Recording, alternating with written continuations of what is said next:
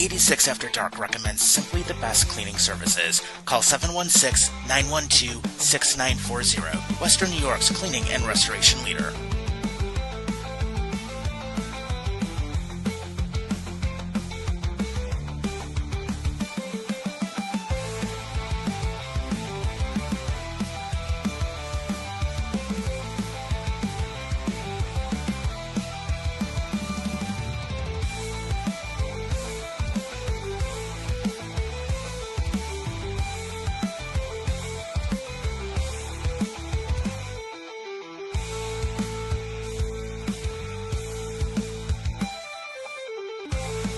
From Buffalo to Long Island, this is I-86 After Dark. Good evening, everybody, and welcome to I-86 After Dark. And it is February 25th, I believe. Yep, the 25th in 2026. And I'm your host, Buffalo Bob, and I am here with my right-hand man, Mr. Damien Mike Rudd, a.k.a. The Great Dan. How the hell are you, Chief? I'm doing good, getting slowly better each week. I've tried to put a little pressure on my leg to try to walk around the house in the boot, but I don't make it very far. I mean, face it, like you said, I'm getting a little bit older, but I like to still think I'm young.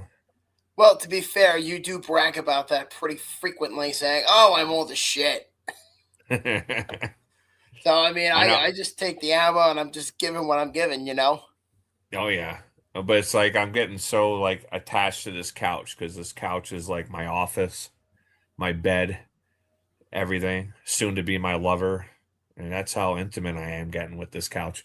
I don't even know what I'm going to do this week because, like, the Olympics are over now. I mean, that gave me something to do for, like, over 2 weeks. Like, I would tune in every night and watch the Olympics. Wow, damn. I mean, if you hold on for just one more evening, the Islanders will be back. I know. Thank God. By the way, did you catch Islanders web series episode 5 came out tonight on YouTube, so I just finished watching it. Oh no, I gotta watch it. Yeah, so it goes all the way up to the Penguins and the Devils game right before the break with the bird in the arena. Yeah, definitely. Thanks for reminding me. I gotta watch it actually, as I saw the last 4 episodes, and because you know what it was is that we had an interview that me and Damien were supposed to do. We're not gonna say who it is. We were supposed to do an interview on Tuesday, and I got offered overtime, which at my job is like uncommon as Bigfoot. At least trying to find him, and I basically said I cannot resist. I mean, more money than barrier. So, fortunately for us, you know, Damien had a little bit of a screw up on scheduling for the Islanders watch party for the game on, what is it, Saturday against Columbus? Saturday, yeah. I put Saturday, but it's actually tomorrow, Thursday, against the Canadians. I mean, Montreal's still a pretty good team, though. Oh, yeah. I mean, both of them, they're battling both teams for a playoff spot, so you can't go wrong with either game. Well, that's kind of what I mean. I mean, it's not a complete disaster. I mean, Montreal is up there for certain. I mean, they're a good team. They're a good test for the Islanders. Yeah. I mean, we had to cancel. I mean, our guest was also busy with the USA hockey team, you know, because we were going to interview Trump. Could you imagine if we actually got him on the show? Be like, "Thank you, Mr. President, for coming on the show. We appreciate it." He's crazy enough that he might come on a podcast like this.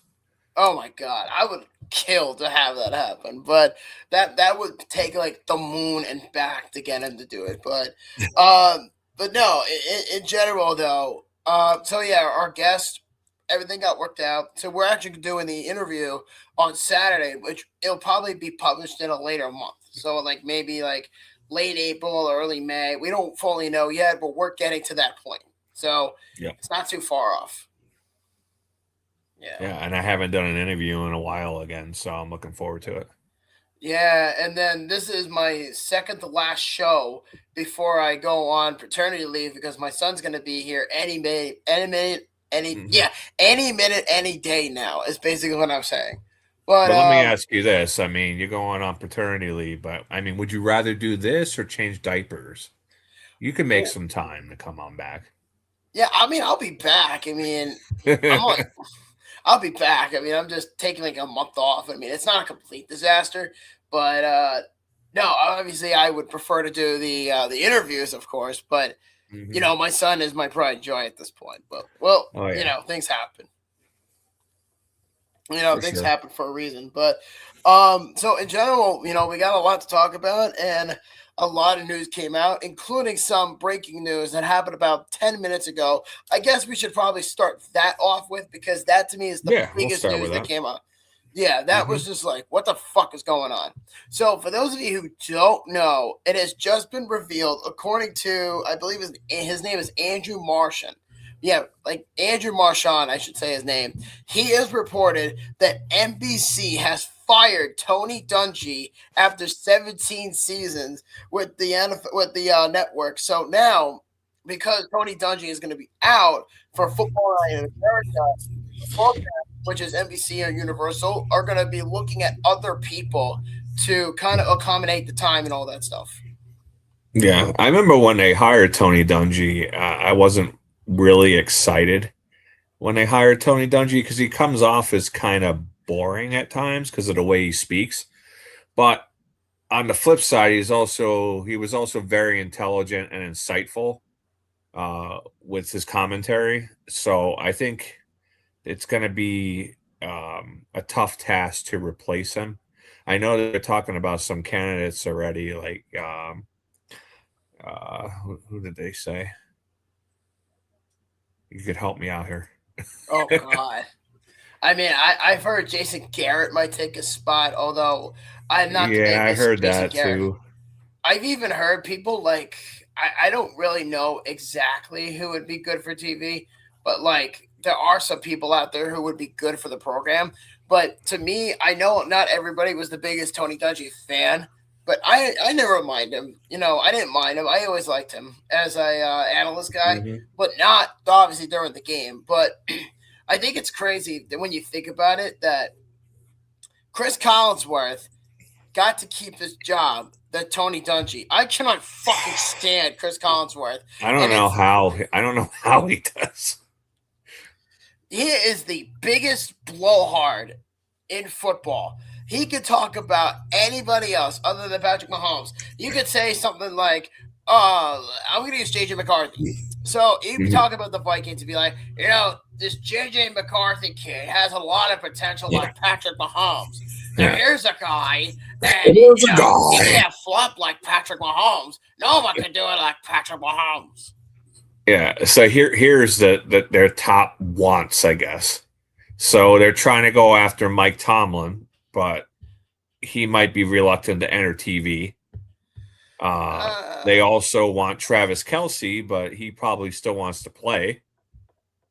And then they also mentioned Kirk Cousins, which I think Kirk Cousins would be an interesting fit. He kind of has that charisma about him. But I think he'll also get another job somewhere else as backup if he wants to continue to play also. I think if we let's break it down for a minute. So you said Tomlin, Kelsey, and Cousins. Yeah. So I guess we'll start with Kelsey. I'm almost certain that he's going to sign for at least one more year with Kansas City. Then I think he's done after this. So that's number one. And then you said Kirk Cousins. I Yeah. honestly see him being at least for another year as a starter for the Minnesota Vikings. So Yeah. we really have no idea of like how that's even going to come about. Yeah. I mean, I don't know. I mean, I know he's a big family man. I don't know if he want to make his family move again. I could see a move back to Minnesota because they're familiar with that area already. So that would probably be a good fit for him. If that doesn't work out, then I could see him possibly taking this job. I mean, who the hell knows at that point? I mean, Cousins it has the personality for TV. I'm Hmm. just not sure if he wants to fully hang up the cleats yet. I could see it. I mean, he's still a valuable backup quarterback. He can still play. Yeah, and we actually have a comment. Jay just said from all over Jay. He said they want to revamp the show. I would make a play with Drew Brees. Let's go to a good point. He says, "What's happened to Buffalo Bob and the Great Dane? Hashtag Trump, hashtag Team USA." I love the Trump hashtag. I'm just letting you know that right now. I love this shit. But that's okay. I mean, not everybody likes him, but I always like President Trump. But aside the point, I tolerate him. Like I said, I voted for him, but I'm not a Trumper, but I voted for him. So yeah, some people think I'm like loyal to a default. No, I've called him out on his bullshit sometimes, but oh, let's not he's get. full of bullshit, but that's just his style.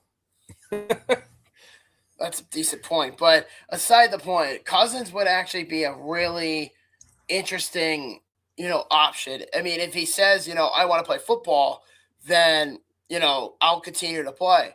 But at the same time, if there's no jobs out there for him, which I'm sure there's going to be plenty. Like, I've heard the Vikings were one of the teams, the Jets were another, supposedly. Yeah. So I don't know. There's plenty of options available.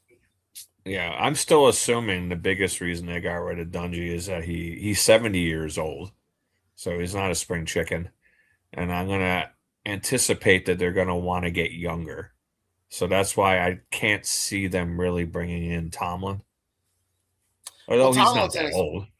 Tomlin's like 53. Yeah, I know.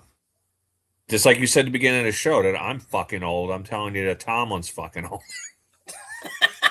You two are basically the same age. Yeah, we're almost the same age. Do you feel old yet? No, fuck it. It's all a mindset. Damn straight. But yeah, so that's pretty much all we got for right now as far as Tony Dungy goes. But I am interested who they bring in to replace, I mean, it sucks, but sometimes you got to do the best thing moving forward for your brand, I guess. Yeah, you got to make those tough moves sometimes. Like the Islanders getting rid of Brock Nelson. And then you got to see him in the Olympics, and he looked great. Absolutely. But you know what, though? Speaking of Olympics, we'll get to that. Actually, we'll hold on to that thought for a little later in the second half of the show. But as far as like international play, there's going to be more international games coming up this year. Yeah, I saw your note about this. So what sport were we talking about? Football. Football? Okay, that's what I thought. Well, what else would I be talking about? I don't know. There could be international games for like hockey. I have no idea. Yeah. They usually do preseason, though. Fair enough. But as far as like international games for next year in the NFL, we've already addressed that Roger Goodell wants to put every team on the board to at least play in one country in the NFL, to play in Europe or any other country. We spoke about the 49ers last week about how that they got 2 international games, one in Melbourne, Australia, and one in Mexico City, New Mexico, or whatever it is. I'm sorry, Mexico City, Mexico. That's my fault. But so there actually were more games just announced earlier this week, yesterday and today. I don't know if you read that or not, Dame. It's great. It says the NFL has announced a record 9 international games for the 2026 season.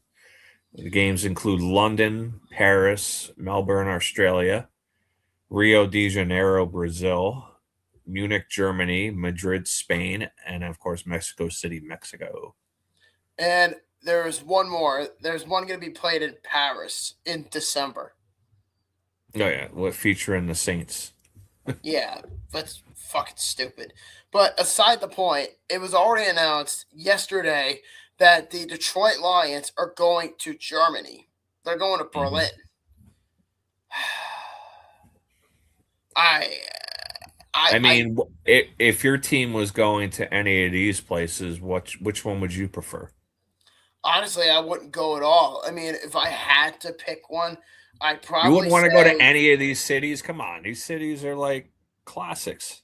Yeah, they're shitholes. Oh, come on now. They're shitholes like my butt.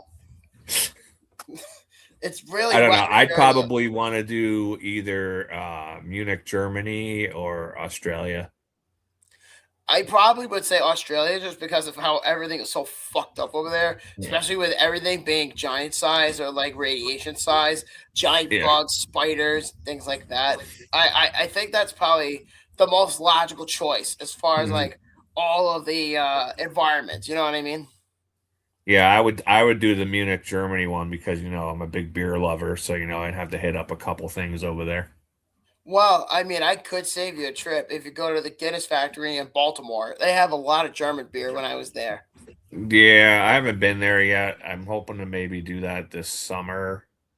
Who knows? Mm. You should definitely go to an Orioles game if you're planning to do that. I've done an Orioles game before. It's pretty cool. Yeah, I did a Ravens game about a year and a half ago, almost two, at that time, and I went to Baltimore when I went to the factory. It was really, Hmm. really fun. But sorry, go. What were you gonna say? Oh no, no, I wasn't. I didn't have anything else. Sorry. That's because I heard you go. So that's why I was like, oh, I was gonna cut No, it that off. was me enjoying my beer. Oh, okay. All right. You continue. So, the Lions are going to Germany next year. I forget. I think it's in Berlin or Frankfurt or something like that in Germany. It was Munich, announced that Munich.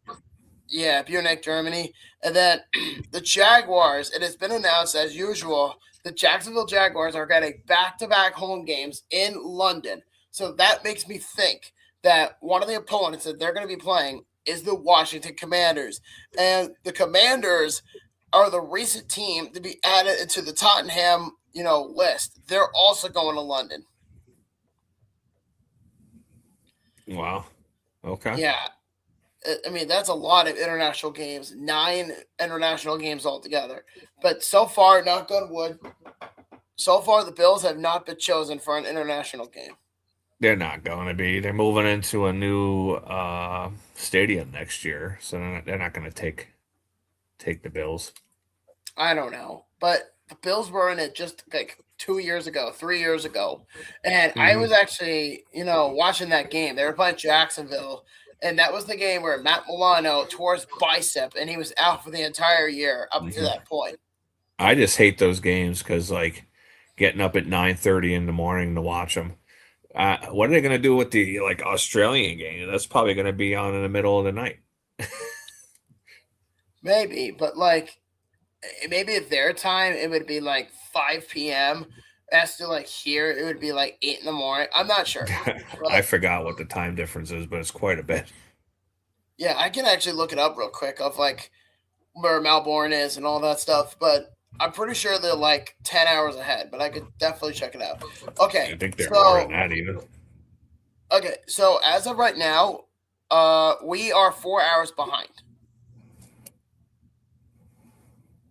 Yeah, we're 4 hours behind Melbourne. So right now Yeah, it's 4 hours on like a day though, isn't it? yeah. I'm sorry. Yeah, you're right. It's 16 hours. So what's I gonna say? So right now they're 16 hours ahead in the United States. So right now it is 8:20 Eastern Standard Time, and then it's almost 20 after 12 their time over there, Uh, and it's 1 a.m. over in London. Just to give you an idea. uh, I mean, I think it's crazy that the NFL is actually pushing for more international games. yeah. So it looks like if they had a 1 p.m. So if they had a 1 p.m. game in Melbourne, it would be a 9 p.m. game here the day before. I guess that's not too Maybe, bad. or if it's like I don't know, because the NFL has to be really strategic with what time they put the game on. I mean, it will definitely be an early morning Hmm. game here in the States, but like over there, it'd be like a night game. I would imagine. Hmm. You know what I mean? It's a lot to look forward to. So there's that. So the other thing that came out as well is that the NFL has a potential amount of rule changes coming out this year, and there are two right now that are being proposed. The first one is that they're actually reviewing the infamous catch, which I complained about, the Brandon Cook catch in the AFC divisional round against the Denver Broncos back in January. And Mhm. the NFL committee is actually looking to this. So their proposal is the committee had a long talk about the NFL's catch rule, and after a number of controversial rulings in 2025, particularly as applied to the element of time required for a complete catch, Rich McKay, who is in this conversation, he used to work for the Atlanta Falcons, said, in quote, our technology today is extraordinary. So the ability to go frame by frame and slow things down, it's a great solution for a lot of things, but it does present challenges for others. And we need to make sure that your rules are as written, don't just match up with what's on the field, but how it looks in the replay. So, from what I'm gathering, is that Rich McKay is basically saying that you could probably still review a catch or still review anything, and it could be basically challenged by further Mhm. line. You know what I mean? It's crazy. And the other rule that also came out as well is the NFL competition committee is also discussing the possibility of authorizing replay officials to throw flags for specific penalties. And some members are coalescing this week around a possible entry point, which is a non-football acts that have gone unpenalized by on-field officials. Like God, how do you feel about it though? I don't know. Like I said, I was looking at some of the rule changes. I know they talked about banning the tush push, which Which didn't go anywhere. I don't know. I don't know about that. See, for me, I never understood why people bitch about it because to me, I feel like the tush push to me is a good move to have, especially when you're fourth and short or fourth and one or something like that, fourth and inches. I think that to me is a really solidified move. If you know how to master Mhm. it, then there should be no complaints about it. But I know the Packers a few years ago proposed the rule and saying we want to change this because we can't stop it for shit. And they pretty much the NFL said, nope, we're gonna keep the tush push there. Mhm. I mean, fuck me. I mean, there's only so much you could do in that situation. I mean, how many more rules could you potentially be applying in there? I don't know. They try to. I don't know. Especially the NFL, they make too many rule changes every single year. I know another one that they're kicking around is the playoff seeding. Proposals include allowing wild card teams to be seeded higher than the division winners based on record, which I'm actually for that one. I You think think it's so? because you win a shitty NFC South division doesn't mean you automatically get the third seed. I mean, I guess it just depends. Like for me, one small criteria, in my opinion, should be that if you're tied with the same record in the division, there should be a tiebreaker where you play that one game, and whoever wins the division last should get the seventh seed. That's how I look at it. Gotcha. But, but do you think that would be decent as far as like a rule change? Yeah. I mean, like I said, I there's a couple divisions around football that are pretty weak. And these teams just sneak into the playoffs by winning that division, and then they get rewarded with like the third seed. And then you got other teams and other divisions that they have a 12-5 record or something like that, and they're getting like an 8 seed. It's like I don't know, it's not fair.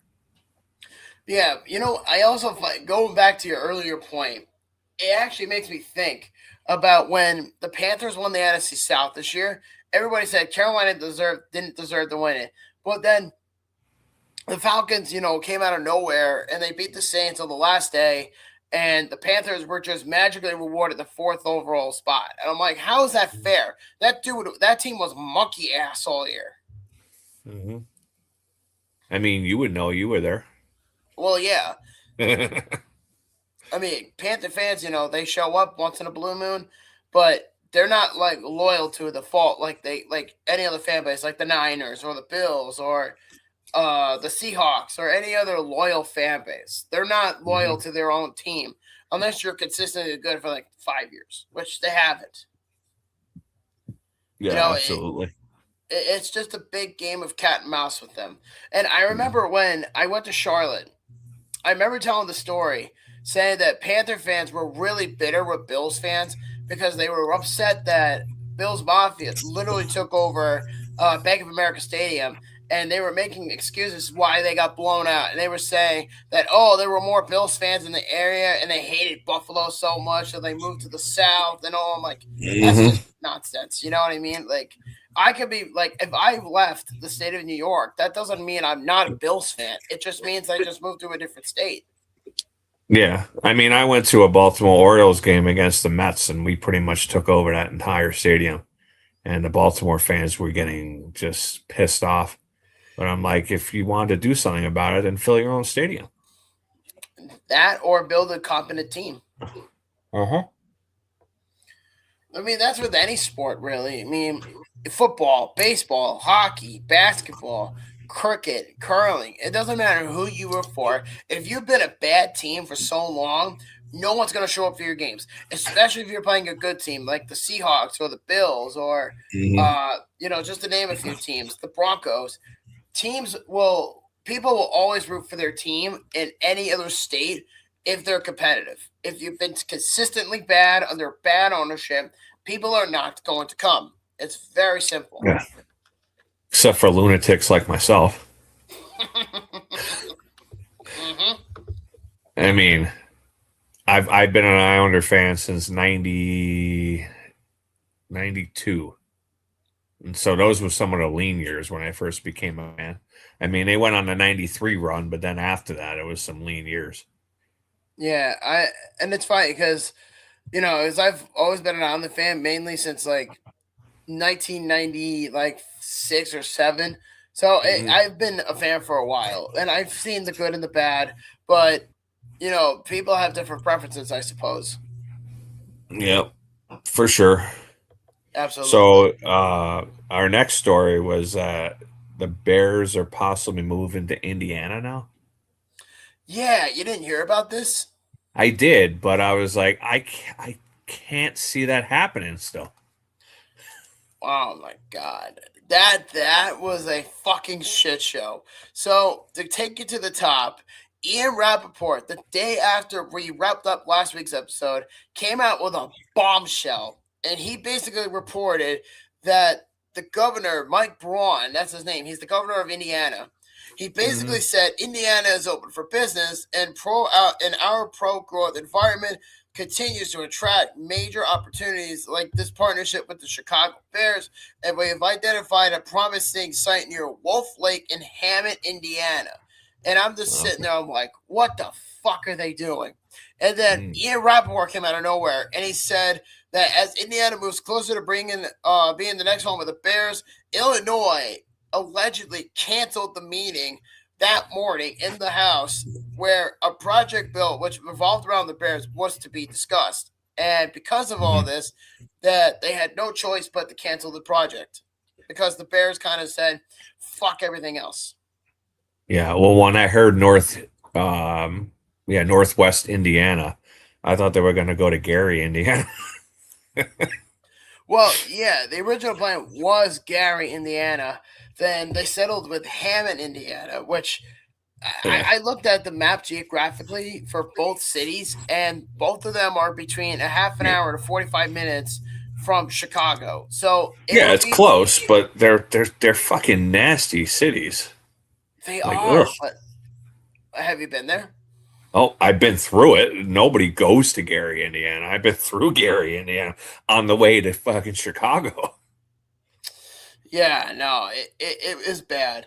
But do you honestly think this is going to happen, though? Do you honestly think they're going to move to Indiana? I feel like this is just a ploy to try and get people in Illinois to be like, holy shit, we might lose the Bears.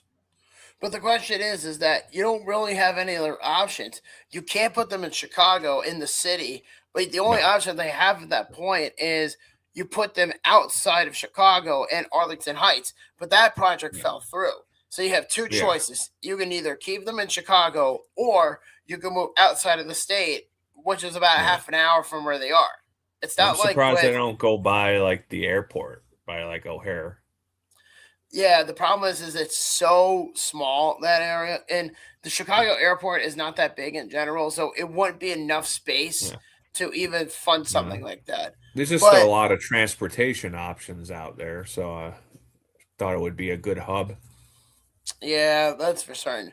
But Illinois, the state of Illinois, like I said before, canceled the meeting that morning in the House where the bill was evolving around the Bears was to be discussed, and the franchise plans to commit a $2 billion building in their new stadium in Wolf Lake in Hammond, Indiana, as I have mentioned before. The Bears then issued a statement basically saying, "We appreciate the leadership shown by Governor Braun, Speaker Huston, Senator Mishler, and members of the Indiana General Assembly in establishing this critical framework and path toward to deliver a premier venue for all of Chicagoland and a destination for Bears fans and visitors from across the globe." And then they said, "We value our partnership and look forward to continuing to build our working relationship together." Hmm. So that's basically what the Bears said at that point.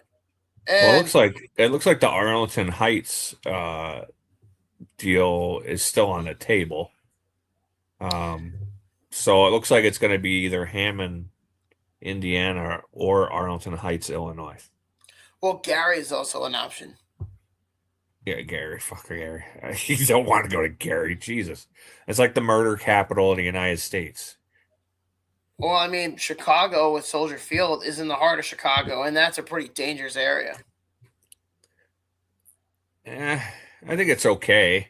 I mean, it's not quite as bad as where like the White Sox play. Um, but it's very expensive. Like I think to park a car by Soldier Field, some people pay like $250 Two or more. fifty. Get the fuck out of here. I swear to God. Get the fuck out of here. But I don't know why anybody would pay to park in Chicago with their transit system. Because I went to Chicago the first day we parked. It was very expensive. And then we ended up staying out by O'Hare at a hotel, and we just took the train everywhere. It was so convenient. What'd you do? An Islander Blackhawks game at that time, or did you do I something didn't, else? unfortunately. We didn't have a lot of time, and I think the only game that was available was Chicago, Detroit, and the tickets were astronomical. They were so expensive. Well, damn. But I was gonna say too is the Bears also made another statement. The Bears said the passage of SB 27, which is the bill, would mark the Mhm. most meaningful step forward in our stadium planning efforts to date. We are committed to finishing the remaining site-specific necessary due diligence to support our vision to build a world-class stadium near the Wolf Lake area in Hammond, and we appreciate the leadership of everyone I pretty much said. And yeah, that's pretty much the statement. Is basically they're looking forward to it. But so what this sounds like to me is the Bears are doing everything in their power to be sure that they keep the team in Chicago. Now, here's the thing. If they go to Gary or if they go to, Hammond, whatever they decide on, or even to the Arlington Heights, the big thing that they have to focus on is you're talking about relocating them from the state of Illinois to the state of Indiana. Plus, Mhm. if you also take into account, based on what the Bears are at right now, this is the equivalent to like what the Giants and the Jets are right now. Yeah, they claim to be the New York Giants, but the Mhm. Giants and Jets play in New Jersey. So in a few years, if the Bears say, yes, we're going to work on this project, we're going to move to Indiana, then chances are that they're going to be like, oh, you're a Bears fan? You don't even play in Chicago. You play in fucking Indiana. Oh yeah, you'll be hearing about it. So That's for sure. I mean, there's a reason that the Jets and the Giants play in New Jersey because it's more convenient to get to. There's more parking, the transit system, everything. There's a reason that they play there. Um, and there's a reason that Soldier Field in downtown Chicago is not working anymore. It's not convenient for people. no. I just hope they don't do the Bears dirty because that's a storied franchise. Oh, I hope not either. I mean, I don't want to see them become the Indiana Bears. Well, here's the thing. I have heard that if they were to go out Midwest, like in the west part of the state of Indiana, they would not be allowed to keep the Chicago Bears name. But That's what I because they're heard too. yeah, but because there was a clause in their deal. So if Hmm. the Bears stick to Gary or Hammond, if they go to Indiana, Yeah. they would have the rights to keep the name, the Chicago Bears. That's what's Hmm. happening. And then if Okay. they go further out west, like 2.5 hours from Indiana, Indianapolis or whatever, then chances are that you won't be able to keep the name. You would just be the Indiana Bears. Yeah, I think they'll eventually work something out with Arlington Heights. That's my prediction. I don't know. We'll see. I say if Arlington Heights does not happen by any means, then I personally think they're going to go to Indiana. They're probably going to go to Wolf Lake. That's where I think they're Hmm. going to end up going. Yeah, they're not going to go to Gary, Indiana. I can tell you that. Well, they'd be stupid if I'm being completely honest. They'd be fucking stupid.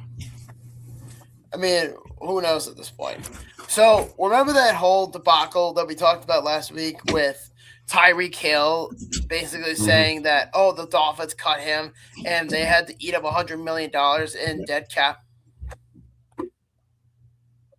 Yep. So here's the funny thing about all this: because Tyreek Hill got released by the Dolphins. Remember a few years ago that he was arrested right in front of Hard Rock Stadium because he was speeding? Yes, I Yeah, do remember that. the cop I mean, that he. I mean, he was an asshole, but the cop was an asshole too, because the cop just instead of de-escalating, he just escalated that even worse. yeah, which is really ironic because the cop, which we actually have a comment before I get into it, it's from Jay again. He said the Bears can't get necessary public funding. What the fuck is going on over there? I wish I knew the Um, answer to that one. I'm super against public funding for sports arenas, especially from billionaire owners, such as Pagula here in Buffalo. I mean, we taxpayers here in Western New York pay for the vast majority of that stadium, and I don't like it. I mean, can't say I don't blame you. I mean, if you look at the Hunt family, with the Chiefs, they wanted public funding, and they are a multi-billionaire team now with all Mm. the success they've had and with the Super Yeah, Bowls and all that stuff. yeah, Now, and they're asking for public funding. It's like, how yeah, dare you ask for yeah. public funding from from public taxpayers? Mhm. There's a difference between tax breaks and public funding. I'm all for tax breaks. If you want to bring business in to the area, that's fine. But I don't agree with public funding for sport and arenas. Yeah, I mean, I guess it really just depends. I know when the Rams got SoFi Stadium, that was privately funded by Stan Kroenke.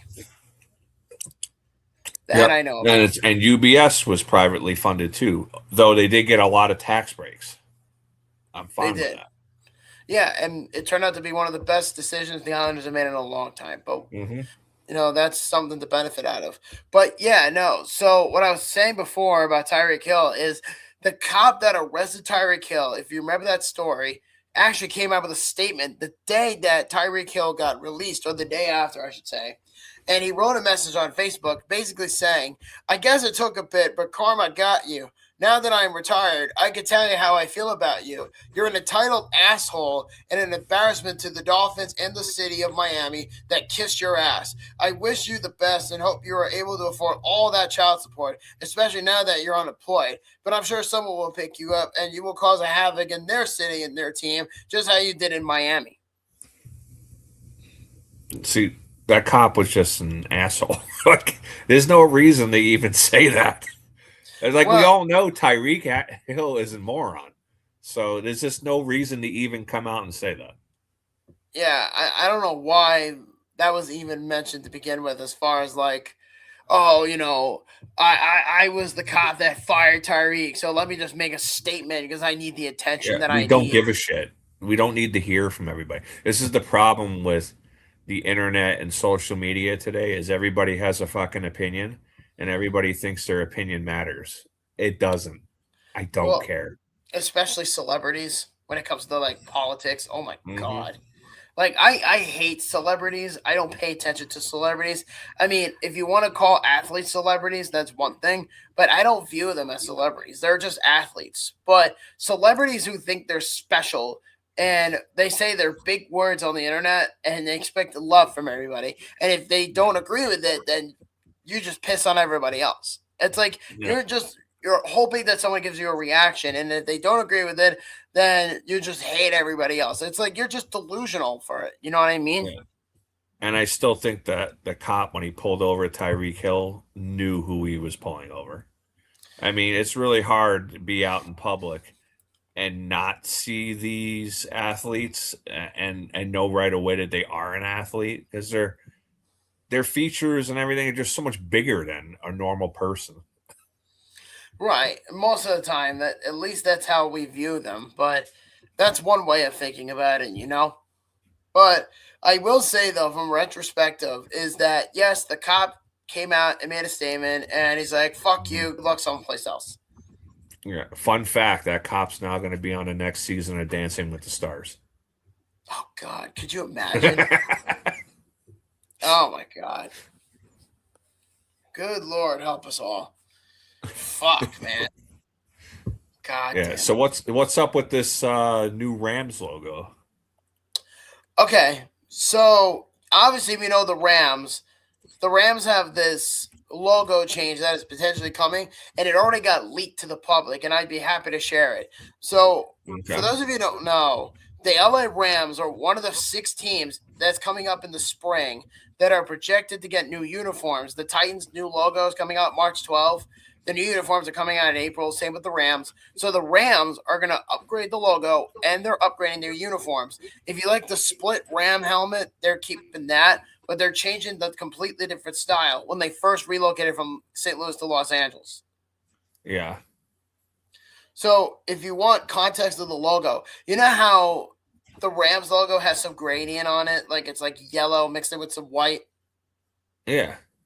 So okay, so if you think of that logo, take out the white and just put one color on there, and you get Yeah. It yourself looks yellow. like it's going to be solid yellow, which is weird looking.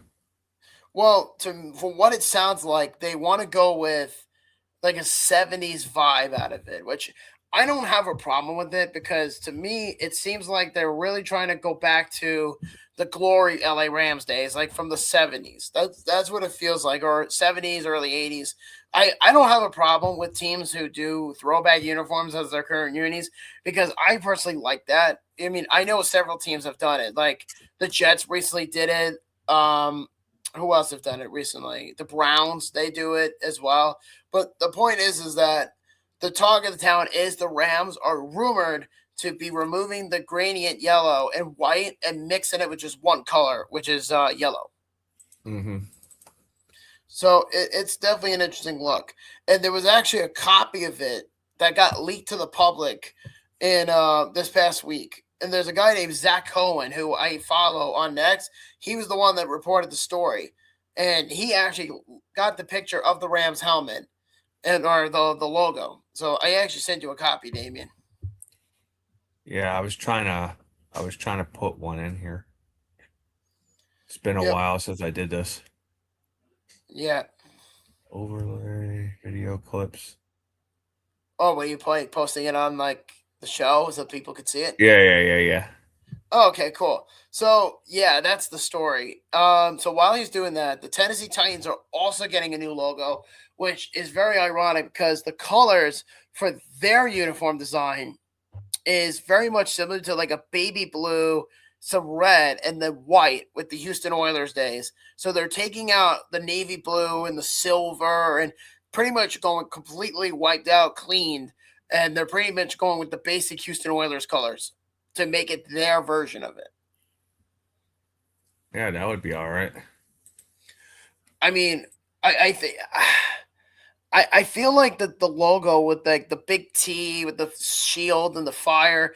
I feel like they've had that logo for almost 30 years, and that's been their logo since they came into the league. So in a way, I'm actually glad that they're actually changing the uniform because I feel like that, the aura of what they came up with at that time, I think is not as much as the same as it used to be, if that makes any sense. It's All not right, what it was so like when they first came. I got the photo. Yeah, so here it is. Yep. Which I don't know what the hell this one is on the left. That thing is scary looking. Okay. Uh, do So you know anything about that one on the left?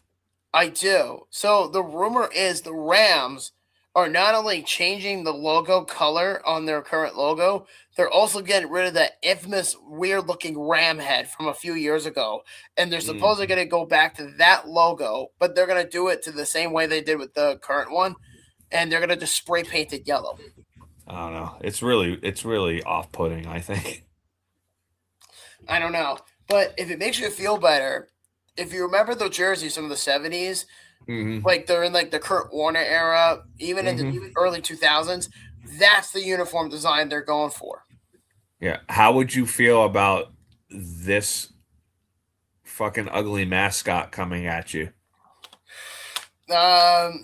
Well, that would be a secondary logo, but I'm not It's got like sure. it's got like a weird tongue like hanging out. Oh. You mean like what you do at night? Mm-hmm. I had to bust your balls a little bit, Yeah. but yeah, no. But how do you All like right, one more time. Eh. All right, now I'm deleting it. It's too Ah, scary to even keep. oh man. Okay, but yeah, no. So, do you like the logo overall? No. I don't. It's weird looking. I don't know. And I don't mind like the simplistic LA one, but I like it multicolored. I don't want it just yellow. Well, I So, mean, it'd have more characteristic than the Toronto Maple Leafs and Tampa Bay Lightning combined. Because think about it, those two teams have the same color patterns. oh yeah. I don't know. It's just I don't mind the horns on the one on the left, but it's just the goats, the Rams face looks just weird. Yeah, I mean, I understand, but like I said, you're going to see more uniform changes coming in the very near future. The Rams are one of the teams. And also, here's a bit of a sneak preview of what I already know. Because again, I do a lot. I love looking up research for like uniform changes, and I love looking up that stuff. But Oh yeah. yeah, so the Titans are coming up, the Rams are coming up, the Atlanta Falcons have already said they're getting a new uniform design. The Baltimore Ravens were another one, and then the Washington Commanders were brought up. The Buffalo Bills are getting a new alternate uniform design later this year. Really? Yep, it's been revealed that the Bills. Remember the last team like jersey design they had with the red helmet and the blue jersey and all that. Mm-hmm. I've heard that that's going to be the design moving forward. Really? That's I what did I've see heard. a Bills design with it was like all blue. I don't know if I would like that, honestly. I don't know either, but that's what I saw. Yeah, I don't know. I don't love that. I mean, I love the red helmet so much. Like that brings back so many nostalgia memories for me. You know what I mean? Mm-hmm. Like in a way. But by the way, and there is one more piece of news in football, and I forgot to tackle this in my notes earlier, and I just found it. Is according to Calvin Watkins, who covers the Dallas Cowboys on the Dallas Morning News, he's reported that George Pickens and his camp are reportedly, because he got tagged, Mm-hmm. is seeking at least $30 million in his next contract. Good luck. Did you see they also leaked the new Giants logo for next year too? What is it?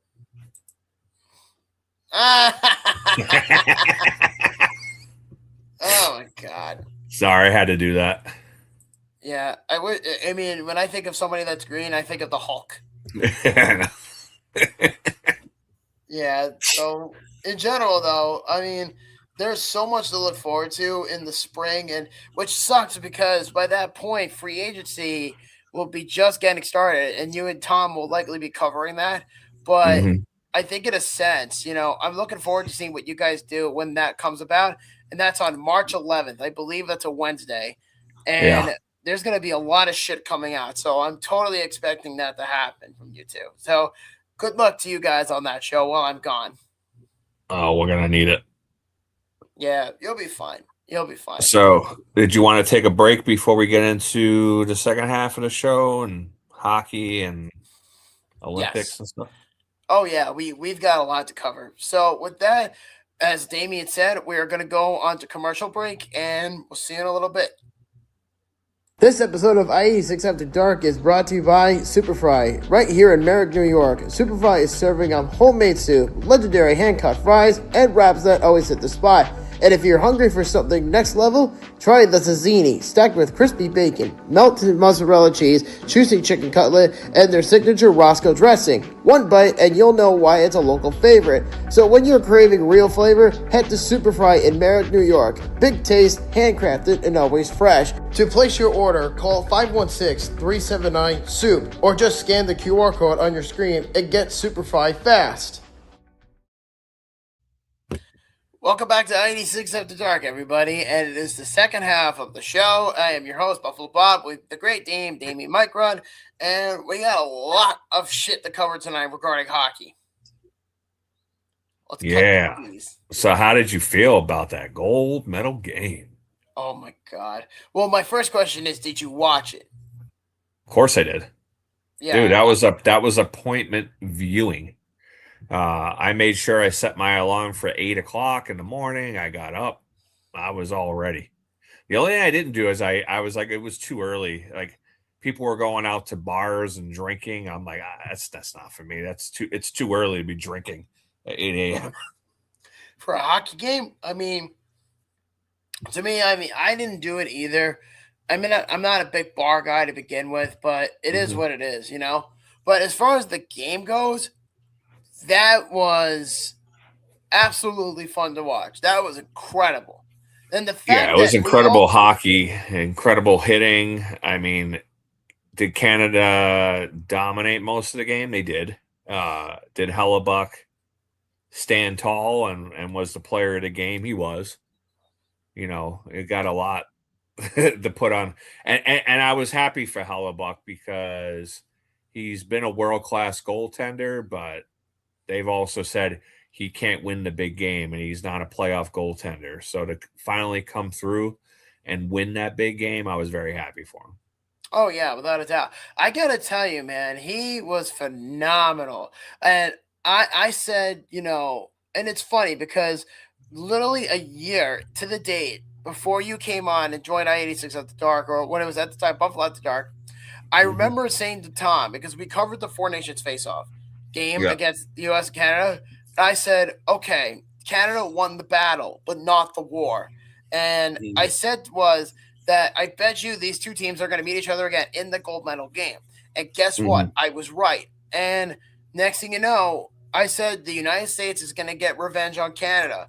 Because here's the thing with Canada is that you can look back on it, is that all the hype videos, all the predictions, because, you know, Canadian bias, they're all like, well, Canada's going to win. You know, they don't stand a chance against the United States. The U.S. has no shot. And it's like all this love and unnecessary affection to Canada. And it's like, yeah, Canada has the better team on paper and they outmuscled the United States, sure.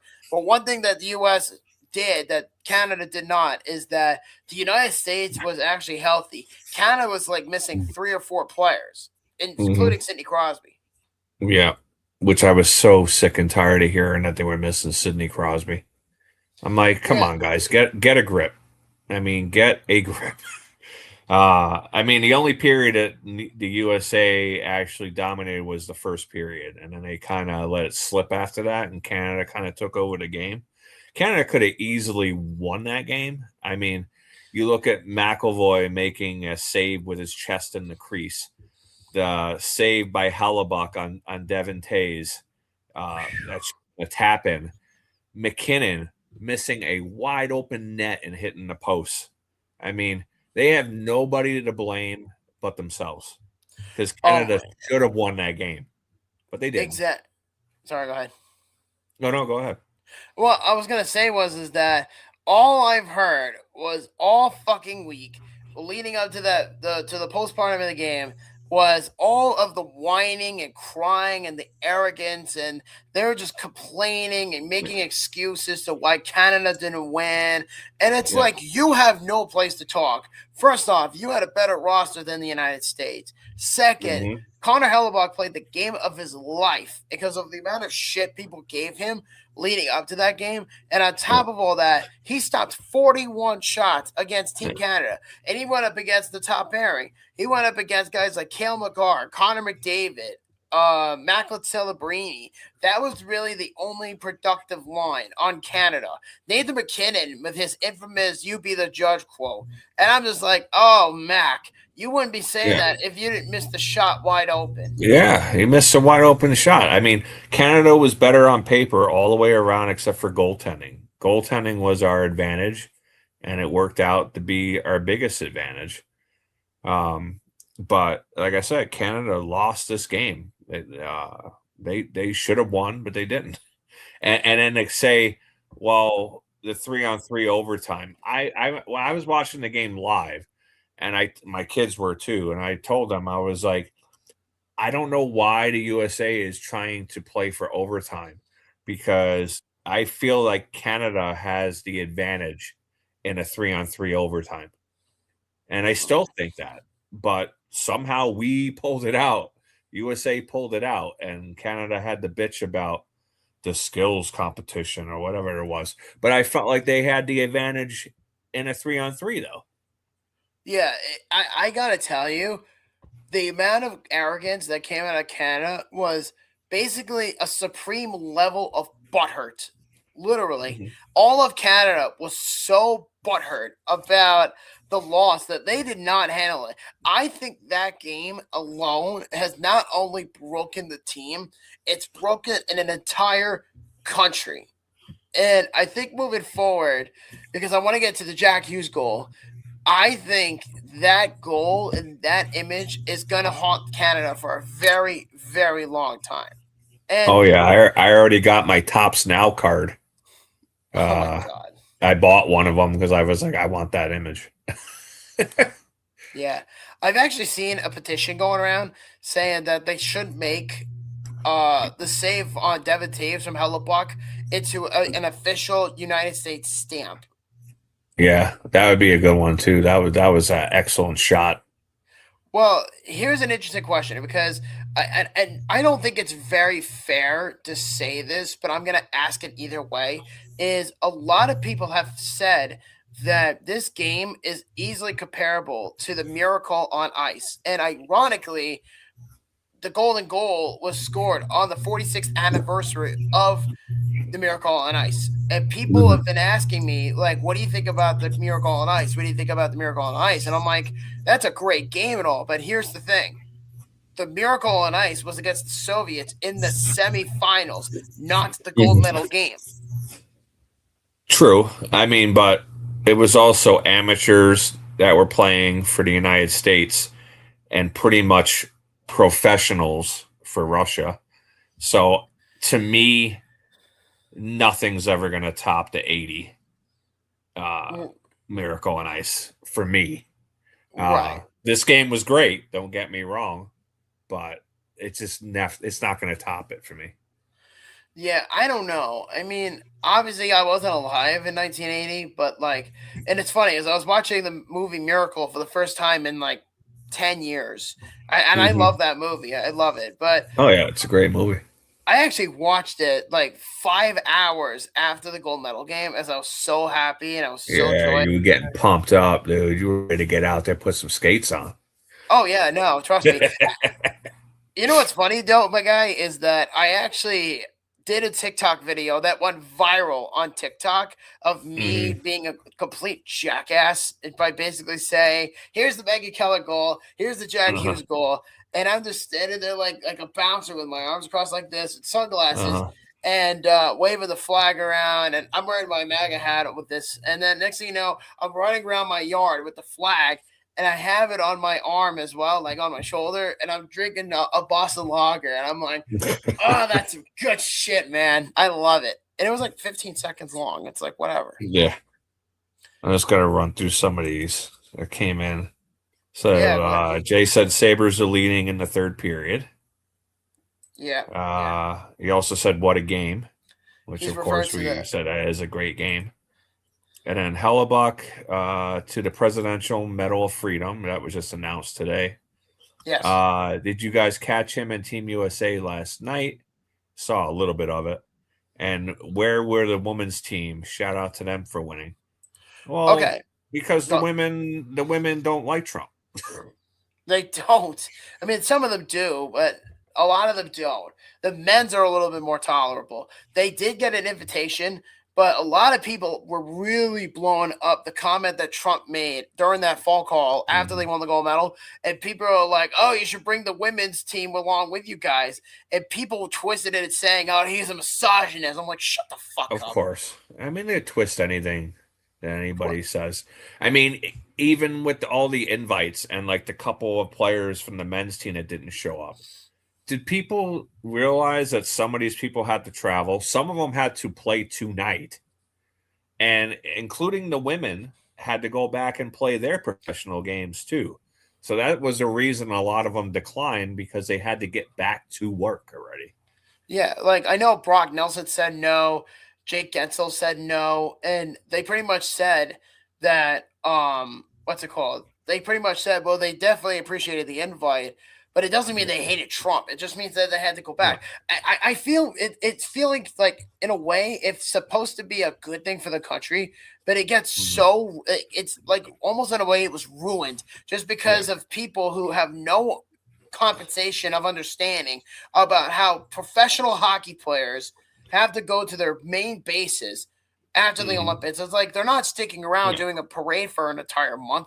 They're literally going to the White House, which is the biggest honor you could potentially get for any champion. And it's like, well, you get to meet the president and you get to have pictures with them. Same when you win the Super Bowl. Same when you win the Stanley Cup. Yeah. You get the opportunity to meet the president. And on top and of they're all all going to that, be invited back later in the year.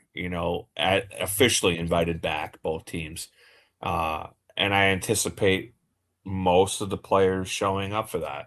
Now, the players that don't show up for that one, I would be more curious about than players that didn't show up now. yeah.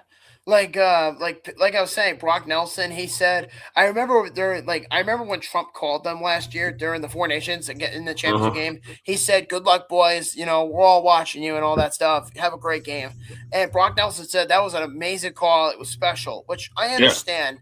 But people twisted it and said, he's a leftist. And I'm like, he's not a leftist. He's already said that he likes the damn guy. And then Gensel, too, he said the same thing. He's like, it was great that we got an invitation, but we got jobs out west that we got to worry about. Yeah, exactly. And then there's some people like Tage Thompson was wearing the MAGA hat. People were pissing on him. People hate Tage now. Oh, my God. I've never seen so much hate. Yeah, really. Just for a fucking hat. Really. I don't know, man. I mean, I get it. I mean, I admit I'm a Trump guy, but like, I'm not loyal to the bone. I voted for the damn guy 3 times. I would do it a 4th time if I had to. But the point is that people since the gold medal game have really taken this whole celebration and just shredded up the dignity of the sport and made it about an anti-Trump campaign. And I'm just like, come on, guys, you could do better than that.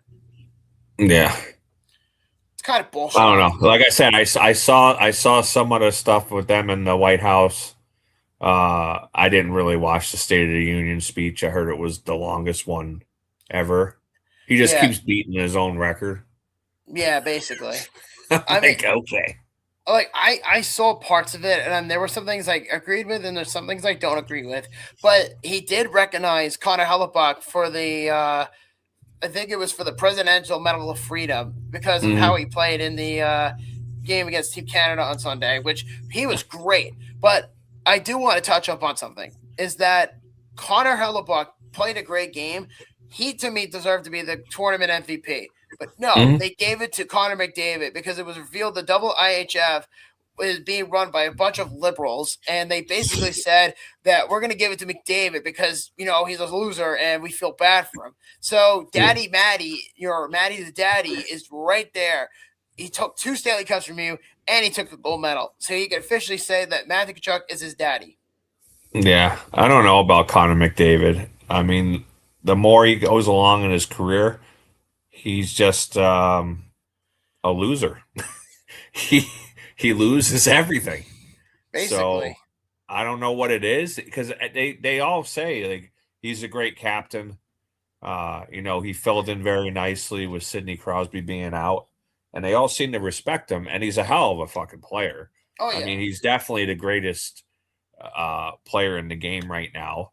Uh, Skates like the wind. It's just insane how fast he can skate. But he just never seems to lock down that final win. Yeah, I think if I'm not mistaken, I think that he went for like 11 for 13 for 5 games in the tournament, which is a Yeah. hell of an accomplishment for any player in the Olympic Games. But Yeah. Connor McDavid can only do so much for his team. I mean, he's already been to the Cup Finals twice, couldn't do shit, and then he went to the gold medal game, couldn't win shit. Yeah. Yeah, So it's sad, but until he wins that big one, he's just gonna come down as being a loser. at least LeBron got a championship before he did. Mm-hmm. Remember all the ringless jokes in the like early 2010s or late 2000s with LeBron? It's like how many rings did he have or things like Yeah. that. You remember that shit? Oh yeah. Yeah. Those I are mean, the you can even long look days. back with football. We were talking a couple weeks ago about Elway. That he can never win, and he won 2 late in his career. So I Yeah. mean, I'm not shutting the door for Connor McDavid. I mean, he still has stuff to write, but we'll see. I don't know if he's going to win it in Edmonton, but hopefully he doesn't go to the Rangers. Ugh. Oh God, I would hate that. Him and Gavin McKenna. Oh dear God, Oh I my would not God. want that. Fuck, man. And we But got then, more. Oh yeah, you yeah, got it.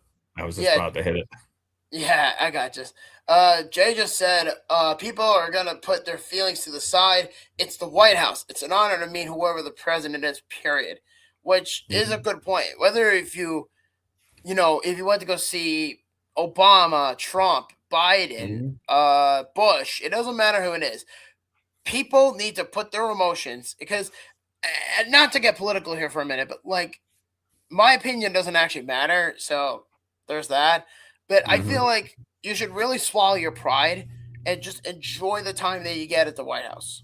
No, it's cool. I grew up with a guy Kenny that I went to school with, and after school he went into the military, became a Navy SEAL, and he was actually on Obama's Secret Service during Obama's years. And there's a picture of him and his wife with Michelle and Barack in front of the Christmas tree, and I was like, that's cool as shit. I was like, I would love to do that.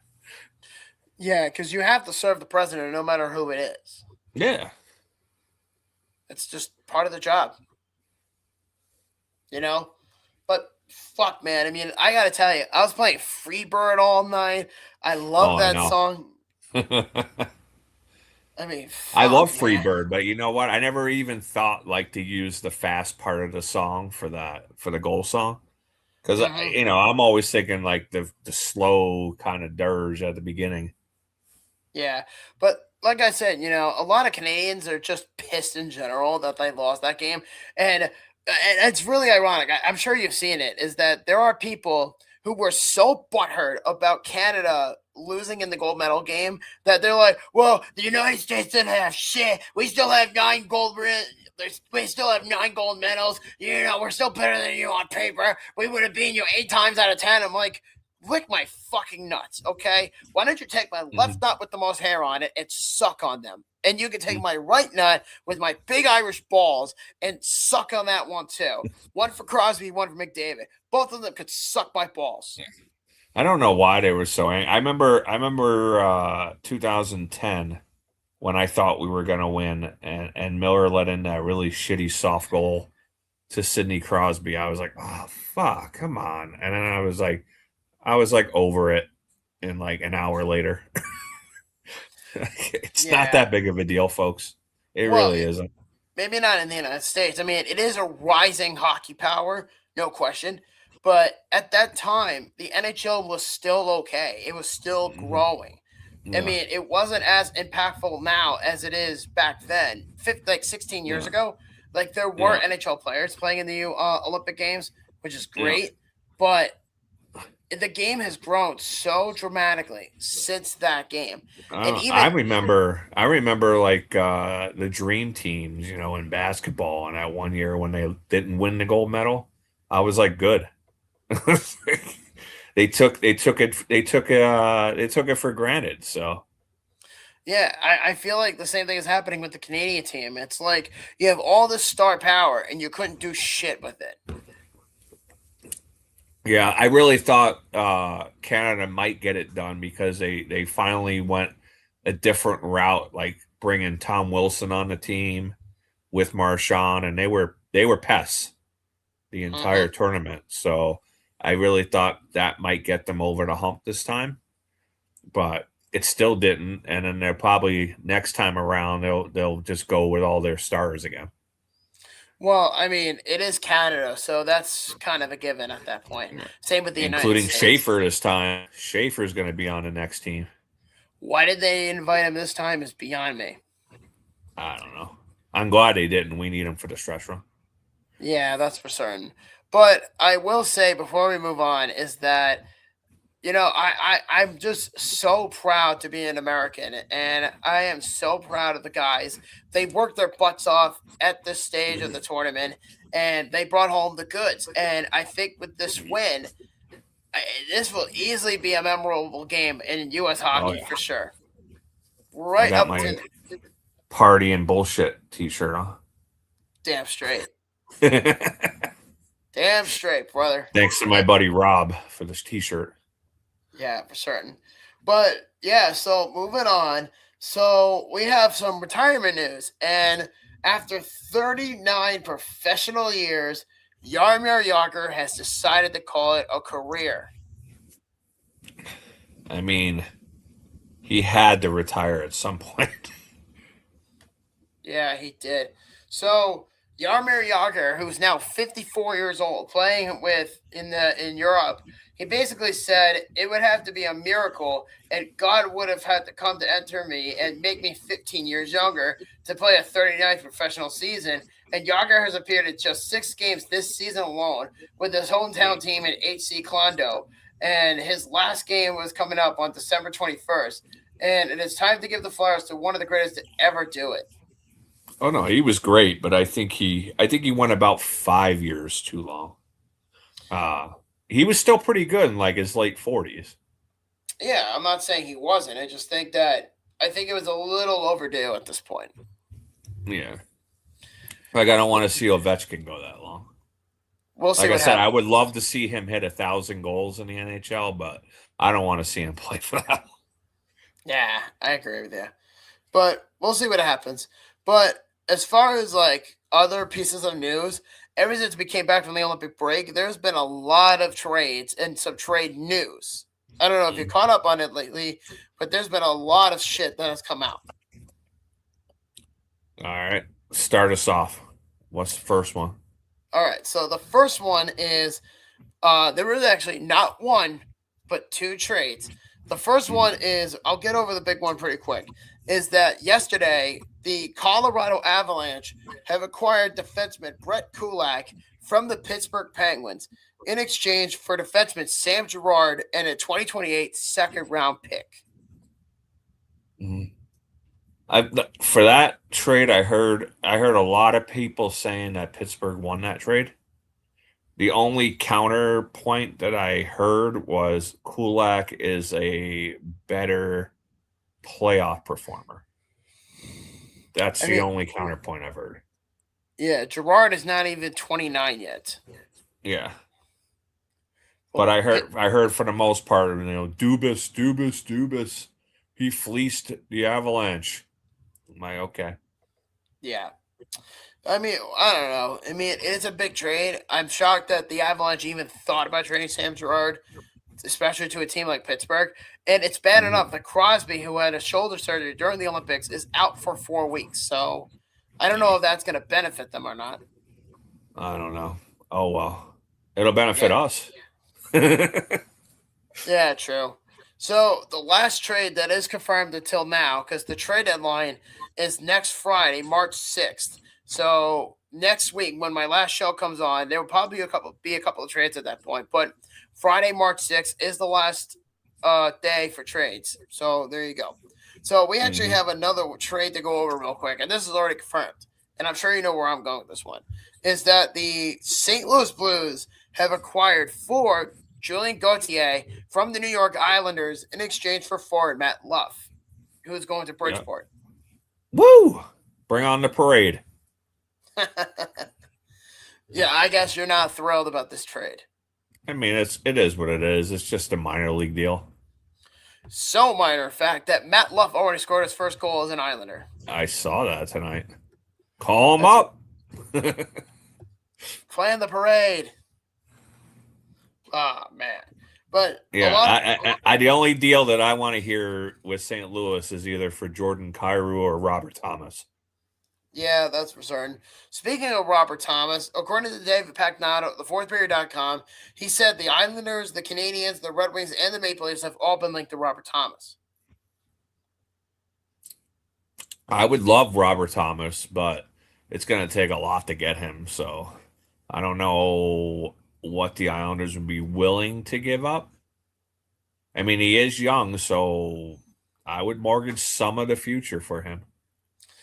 I mean, I guess it just depends because we all know at this point, and it's not even a secret, is that Matthew Darsh wants to make a big splash before the playoffs. And he has all of this week and next week to make the trade. I mean, it's not a lot of time, but, you know, he's going to have to work something, and I'm sure he's going to do something crazy. I mean, there's some interesting names out there on the trade block.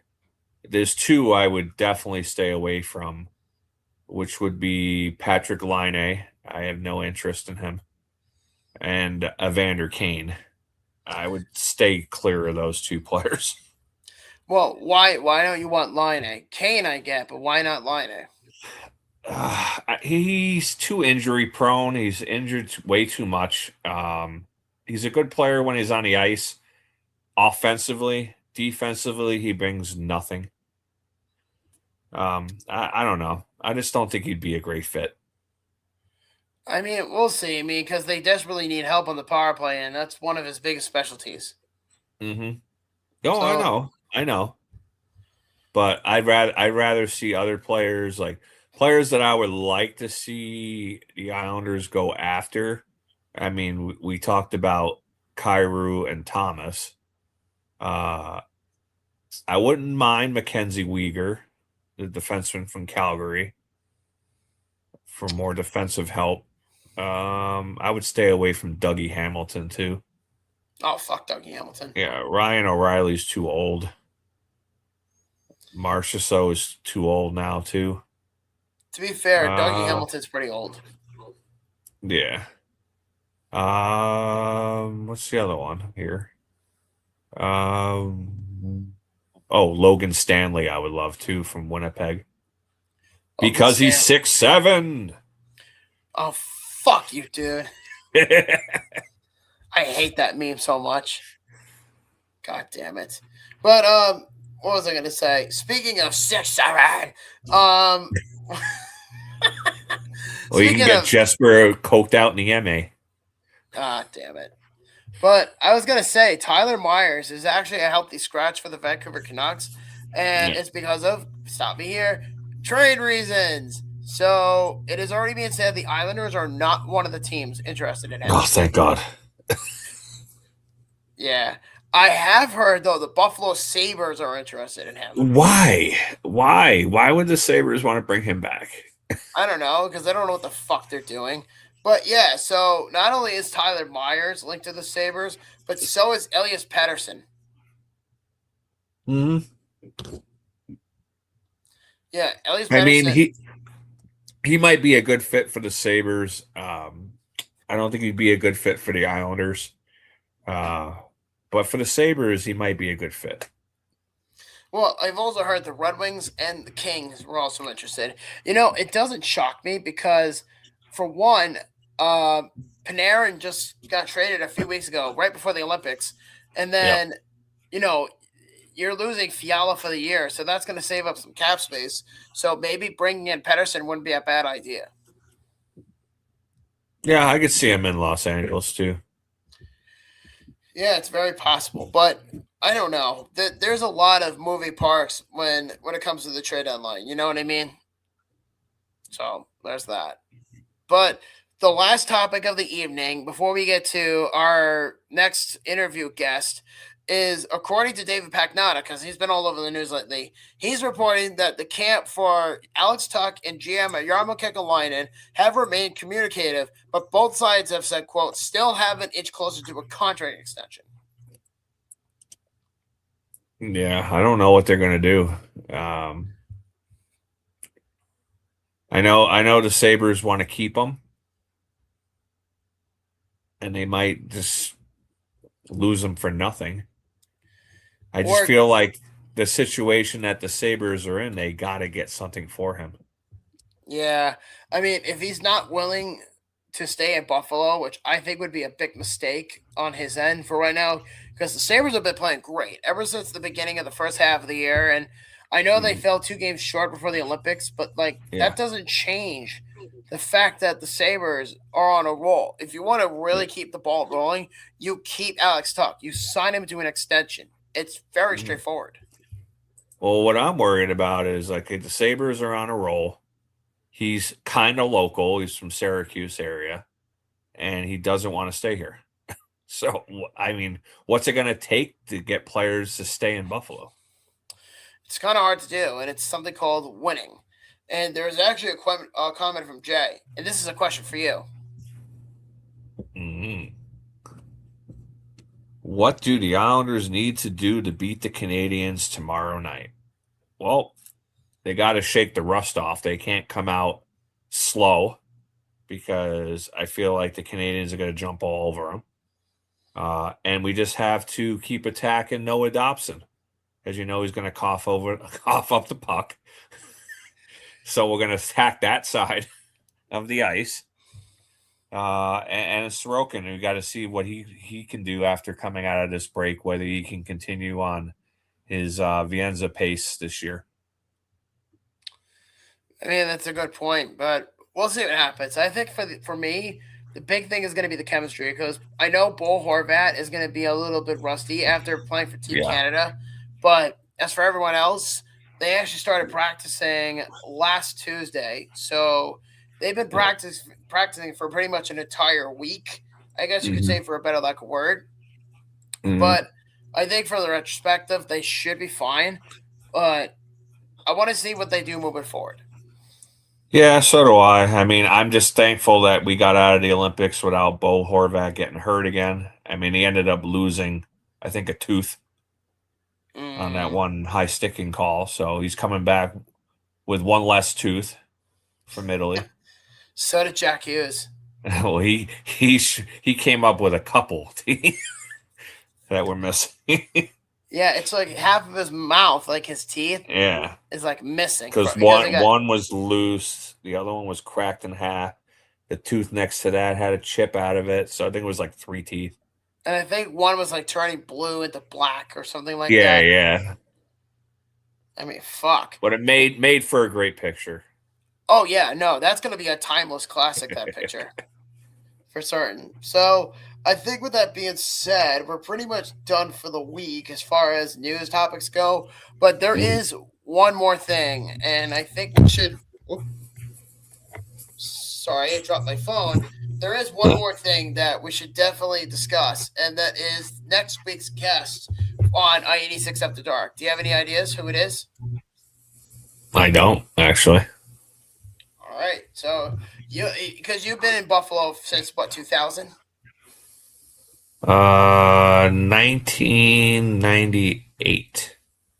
Okay, so you'll definitely know who this is if I bring his name up. So Uh, you're gonna get 3 guesses. I know Jay's watching, so he'll get a chance to think as well. So this is your guess. You ready? Guess number one or hit number one. Hit number one was he was the original host for the Sabres Hockey Hotline on WGR 550, and for years he was the primary bridge between the fans and the team, taking calls and breaking down games from the studio inside the arena. So that's hit number one. Yeah. Number two is while Rick Jeanneret was undisputed king of Sabres broadcasting, as we all know, the great Rick Jeanneret, Kevin Sylvester was trusted as the alternate play-by-play during the 2011-12 season and beyond, and he stepped into the booth to call most of the team's road plays and often paired it with the great Danny Gare. So he was the host on WGI 550 for the Sabres Hotline, and he called several games. Yeah. And the last one is after leaving the Sabres, he went on to the PGA Tour as a play-by-play. Yeah, and during the Olympics, he was doing the pregame show here locally. And he was also on like 2 different commercials during the Olympics locally. So I saw him a bunch over the Olympics. Do you know who I'm talking about? Yeah, I know who you're talking about now. All right. So I guess it's time to announce who it is. So we're going to need a drum roll for that one.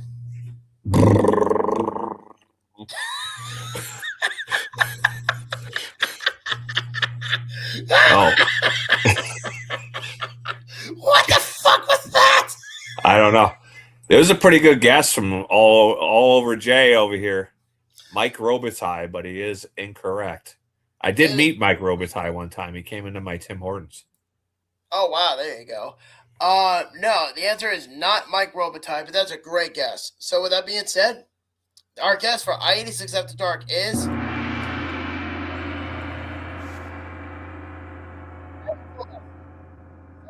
yes.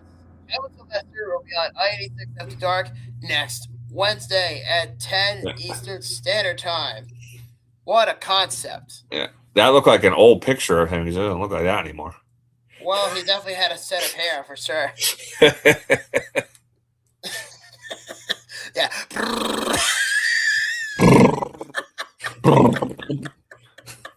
I was trying to do my best Christmas Vacation.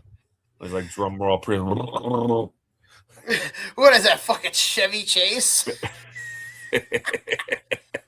Oh my god. I haven't laughed like that in a while. Holy shit. Oh god. So, yeah, so Kevin Sylvester will be on I-86 After Dark next Wednesday at 10 p.m. Eastern Standard Time. Feel free to stick around after the show next week to check that episode out. And unfortunately for you guys, this will be my last show next week because I will be on paternity leave for at least a month. And Damien and Tom will be hosting the show. So you guys will be in good hands. Yeah, I got this on lockdown. Yeah, I hope you do, you motherfucker. You've been here for a while. I know, ever since episode 4 of this season. Yeah, and I remember you went from like, I don't know what to do to, yeah, we got this. Well, I would just listen to you guys talk, and then I would be like, I could just interject things here and there. Now it's like you're fully engaged at this point. Yeah.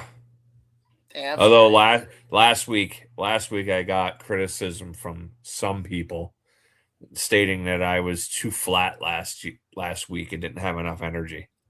So I made sure I brought a little more energy this week. Yep. With a good old pint of beer. Damn straight. But is there anything else you want to say before we get on out of here for the week? Just to tell everybody again that I fucked up. I'll blame it on the painkillers and bad memory. But my Islander meetup for Saturday is not Saturday. It's actually going to be tomorrow at Briar Brothers Brewing against the Montreal Canadiens. They couldn't fit us in on Saturday because Sabres are also playing on Saturday, and I hate to say it, but there's a lot of bandwagon Sabres fans jumping on the bandwagon. So people are coming out of the woodwork now. So they couldn't accommodate us, which is fine. So we're going to be there tomorrow, 7:00. Hopefully everybody can join us on such short notice. Yeah. So flame the painkillers, everybody. Yep. That oxy is lethal. God damn, dude. But Yeah. no, man. So we're definitely looking forward to that for certain. And like I said, next week will be my last show until I go on paternity leave for at least a month. And don't you worry, I'll be back around the time, hopefully, either before or after the NFL draft. I'll be around at that time frame. I guess Jay didn't like my drum roll. Yeah, fuck your drum roll. He said, "What the hell?" But then, good show, guys.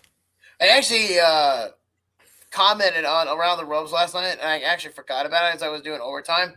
And I actually have to look back if he replied. I don't know if he did, but if he did, awesome. So I'll just throw it out there. Yeah. Well, So, shout out to Jay for the only person who commented on anything tonight. yeah, for certain. He's loyal to the show. He's the real hero. Well, yeah, you have your own fan club, god damn it. Mm-hmm. Yeah. So with that being said, we're gonna get on out of here. I'm your host, Buffalo Bob. We are here with the great Damien Mike Rudd. And we'll see you guys next Wednesday. And until then, see you next time and see you next week. All right, stay safe. See you.